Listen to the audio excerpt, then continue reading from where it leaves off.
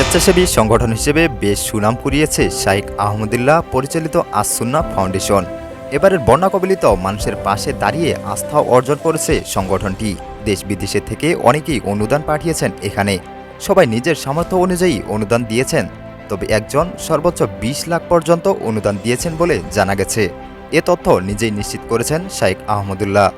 নিজের verified Facebook পেজে তিনি বলেছেন, পথ চলার শুরু থেকেই আমরা চেয়েছি আস-সুন্নাহ ফাউন্ডেশনের গণমানুষের প্রতিষ্ঠান হয়ে উঠুক।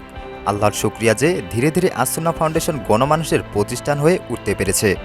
তিনি বলেন, এবারের বন্যায় মাত্র ১২ দিনে ১৫ লক্ষাধিক মানুষ মোবাইল ব্যাংকিং এবং ওয়েবসাইটের মাধ্যমে অনুদান দিয়েছেন। দাতাদের এই বিশাল সংখ্যায় প্রমাণ করে আস-সুন্নাহ ফাউন্ডেশনের মূল প্রাণশক্তি কারা। তিনি আরও বলেন, সাধারণত একক ব্যক্তি বা প্রতিষ্ঠানের অনুদানে ফাউন্ডেশনের কোনো প্রকল্প পরিচালিত হয় না। এবারের বন্যায় সবচেয়ে বড় একক অনুদানের পরিমাণ ২০,৫৬,০০০ টাকা। বন্যায় আমাদের মোট তহবিলের তুলনায় সংখ্যাটা খুবই ক্ষুদ্র, অর্থাৎ লক্ষ লক্ষ সাধারণ মানুষের ক্ষুদ্র ক্ষুদ্র সহযোগিতায় আমাদের অনেক বড় বন্যা তহবিল গঠিত হয়েছে।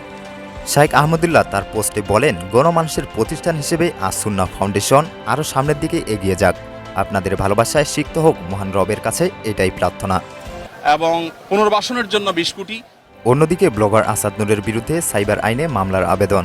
ফেসবুক ও ইউটিউবে পবিত্র ইসলাম ধর্ম নিয়ে কুরুচিপূর্ণ বক্তব্য প্রকাশ ও অনুভূতিতে আঘাতের অভিযোগে ব্লগার আসাদ নূর ওরফে আসাদুজ্জামান নূরের বিরুদ্ধে সাইবার নিরাপত্তা আইনের মামলার আবেদন করা হয়েছে। রবিবার ১ সেপ্টেম্বর ঢাকার সাইবার ট্রাইব্যুনালের বিচারক এম.এ. জুলফিকার হায়াতের আদালতে ব্যারিস্টার আকিব আকবর খান চৌধুরী নামে এক ব্যক্তি এ মামলাটি আবেদন করেন।